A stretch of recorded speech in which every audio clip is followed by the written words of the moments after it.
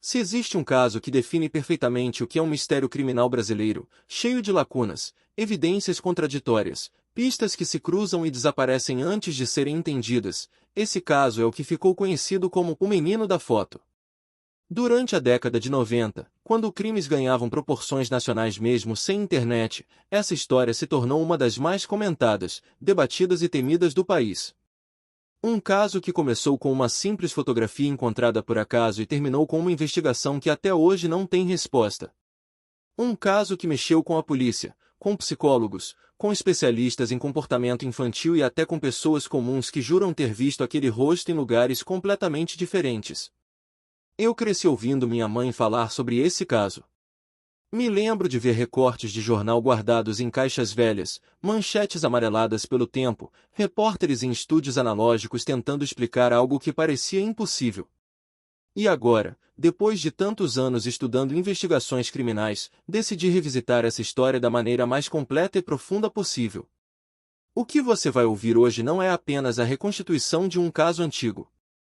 É a tentativa de entender o que realmente aconteceu com aquele menino desconhecido que apareceu numa foto, sozinho, assustado, em um lugar que ninguém conseguiu identificar até hoje. Tudo começou em janeiro de 1994, quando uma família que viajava pela região serrana do sul do Brasil decidiu parar em um ponto abandonado de ônibus para descansar. Eles voltavam de férias, vinham de uma praia movimentada e estavam exaustos. O pai estacionou o carro perto de um antigo abrigo de madeira, com bancos quebrados e placas enferrujadas. Enquanto esticavam as pernas, um dos filhos, de 8 anos, entrou no abrigo para explorar e acabou encontrando algo no chão, parcialmente coberto por poeira, uma fotografia impressa, do tipo antigo, com bordas brancas desbotadas. A foto mostrava um menino, aparentemente entre 9 e 11 anos, sentado no chão de um quarto.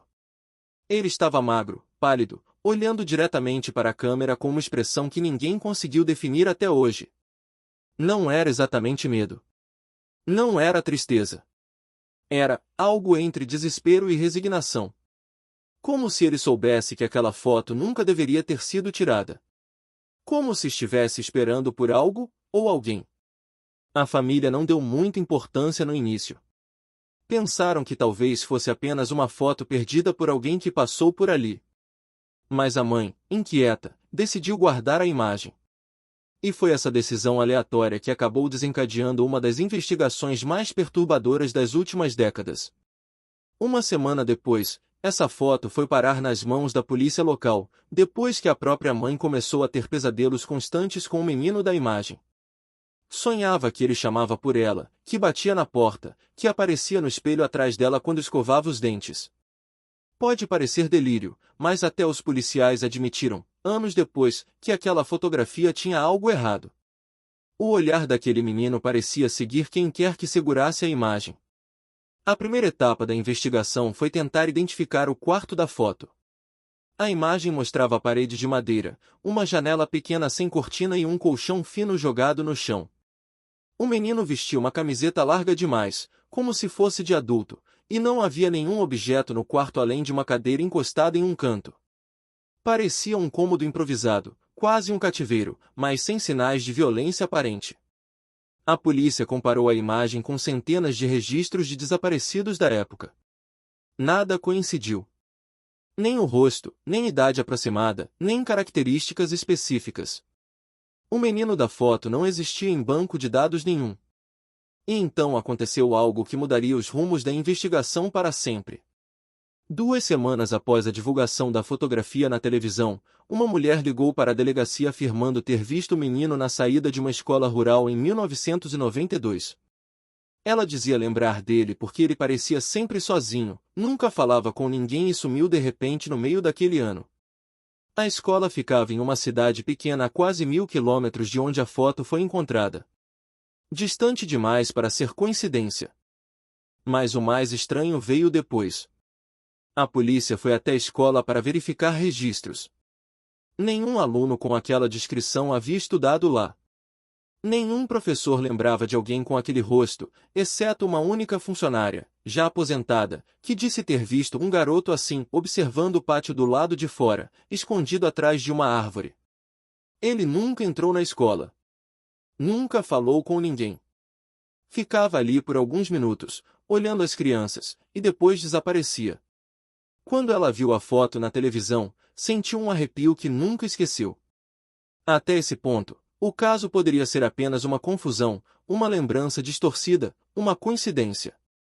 Mas então começaram a surgir relatos semelhantes em outras cidades. Pessoas que juravam ter visto aquele menino em anos diferentes, em estados diferentes, sempre sozinho, sempre calado, sempre por pouco tempo, como se estivesse de passagem. É aqui que o mistério começa a se desdobrar como um labirinto impossível. A polícia passou a trabalhar com 3 hipóteses principais. A primeira era a mais lógica. O menino era vítima de tráfico interestadual, sendo movido de estado para estado, abandonado ocasionalmente, fotografado em algum cativeiro, e depois desaparecido novamente. Mas essa hipótese perdeu força quando nenhum indício físico foi encontrado que apontasse para exploração ou abuso. A foto não mostrava sinais claros de violência, e o menino não aparentava machucados aparentes. A segunda hipótese era mais sombria, que o menino tivesse sido abandonado por uma família itinerante, talvez um grupo isolado, uma comunidade fechada que evitava contato com a sociedade.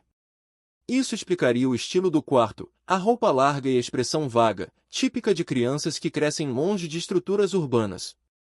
Mas essa hipótese também foi enfraquecida quando peritos analisaram a estrutura do quarto e concluíram que era improvável que aquilo fosse uma casa ou comunitário. Parecia mais improvisado. Parecia temporário. Como um lugar usado apenas por pouco tempo. Como se alguém montasse aquele espaço sempre em locais diferentes. A terceira hipótese, por outro lado, foi a que mais chamou a atenção e dividiu investigadores e especialistas, a de que o menino nunca permaneceu por tempo suficiente em lugar nenhum para ser encontrado. Isso não fazia sentido lógico. Crianças precisam de escola, cuidados, alimentação, supervisão. Mas os relatos que chegavam eram sempre iguais: ele estava ali. Olhou para mim. E sumiu rápido. Um menino que parecia estar sempre no lugar errado, no momento errado, como uma sombra que se move entre cidades. A polícia recebeu mais de 200 denúncias em poucos meses. Algumas eram claramente falsas. Outras, exageradas. Mas entre as denúncias havia um padrão que os investigadores não conseguiram ignorar. Todas as testemunhas diziam a mesma coisa. O menino parecia reconhecer quem o olhava. Isso por si só não seria tão estranho, exceto por um detalhe inquietante. Várias pessoas relataram que, ao ver o menino, tiveram a sensação de déjà vu, como se ele já tivesse passado por ali antes. E em muitos casos, quando a polícia revisava imagens antigas ou documentos locais, descobriam que pessoas diferentes, em épocas diferentes, tinham relatado a presença de um garoto desconhecido nos arredores. Às vezes 10 anos antes. Às vezes 20. Às vezes sem nenhuma explicação. É aqui que o caso muda de tom. Em março de 1995, quase um ano após a descoberta da foto, um envelope sem remetente chegou à sede da polícia. Dentro dele, havia outra foto. Mesma estética, mesmo quarto, mesma parede de madeira. Mas dessa vez, o menino não estava sentado. Estava em pé, de costas, olhando para a janela. Sua cabeça estava levemente virada, como se estivesse ouvindo alguém se aproximar. E o mais perturbador: parecia ter exatamente a mesma idade da primeira foto. A comparação facial confirmou que era o mesmo garoto. Mas a análise de envelhecimento mostrou que era impossível que ele tivesse a mesma aparência após um ano. A foto reacendeu o caso e colocou a polícia em alerta máximo. O país inteiro começou a especular. Telejornais promoveram debates inflamados. Algumas pessoas acreditavam em uma rede de sequestro. Outras, em fenômenos psicológicos coletivos. Outras diziam que aquele menino nem existia de verdade, que era uma montagem usada por alguém para manipular a opinião pública. Mas a foto era real. As duas eram. E então, em outubro de 1996, aconteceu algo que transformaria esse caso de estranho para verdadeiramente perturbador. Durante uma trilha ecológica na divisa entre Santa Catarina e Paraná, um grupo de adolescentes encontrou outro abrigo abandonado, semelhante ao onde a primeira foto foi achada.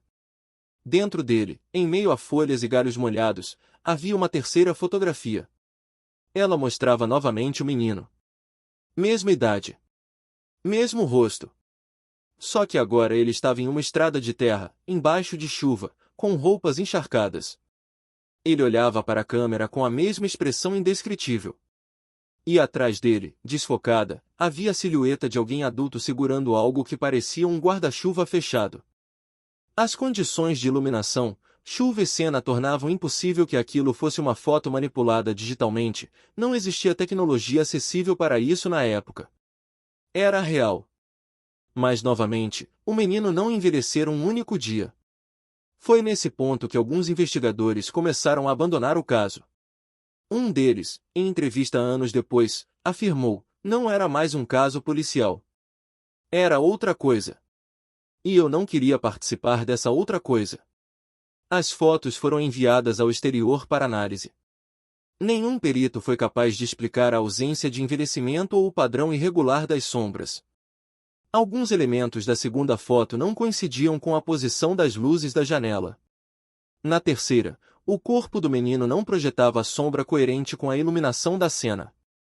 Parecia que a imagem tinha sido capturada em momentos diferentes, mas não havia sinal de edição. O caso perdeu força no final dos anos 90, mas nunca foi oficialmente encerrado. Até que, em 2003, surgiu um dos relatos mais estranhos de todos. Um caminhoneiro afirmou ter visto o menino na beira de uma rodovia federal às 3 da manhã. Ele descreveu a mesma expressão, a mesma idade, e a mesma camisa larga demais.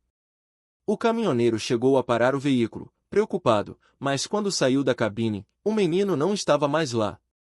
No lugar onde ele jurava ter visto a criança, havia apenas uma fotografia molhada pela neblina. Era a primeira foto. Aquela mesma. Do menino sentado no quarto de madeira. A polícia não conseguiu explicar como aquela foto teria surgido ali, completamente intacta e sem danos, quase 10 anos depois de ter sido recolhida nos arquivos. Esse acontecimento reviveu o caso por alguns meses, mas logo o mistério voltou a adormecer. E esta é a parte onde normalmente um apresentador diria que tudo acabou por aí. Mas não acabou. Em 2017, mais de 20 anos depois da primeira foto, uma imagem começou a circular na internet. Supostamente encontrada por um grupo de exploradores urbanos no interior do Paraná, mostrava um cômodo abandonado, sujo, antigo, decadente, com fotos coladas em uma parede. Entre elas, a foto do menino. E ao lado dela, outra foto dele.